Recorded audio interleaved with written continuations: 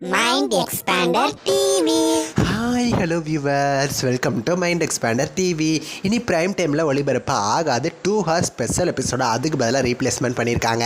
என்ன ஒளிபரப்பு ஆகாது, எந்த சேனல் அப்படிங்கிறத பற்றி ஃபுல் டீட்டெயில் இந்த வீடியோ அவங்க கூட ஷேர் பண்ண போகிறேன். ஸோ இந்த வீடியோவை ஸ்கிப் பண்ணாமல் ஃபுல்லாக பாருங்கள். இப்போ வாங்க வீடியோக்குள்ளே போகலாம்.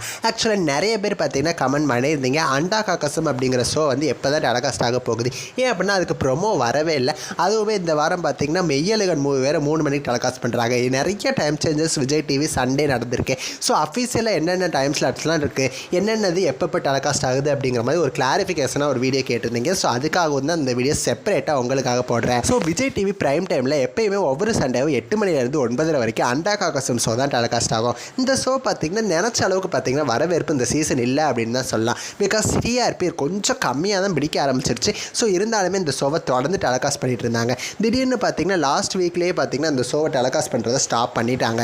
நானுமே என்ன நினச்சேன், cook with Comali grand launch last week 8 மணிலேருந்து 11 மணிக்கு 3 hours டெலகாஸ்ட் பண்ணாங்க இல்லையா. ஸோ அதனால் இந்த ஒரு வாரம் மட்டும் அண்டா காக்கசம் டெலகாஸ்ட் இல்லை அப்படின்னு சொல்லி நினச்சேன்.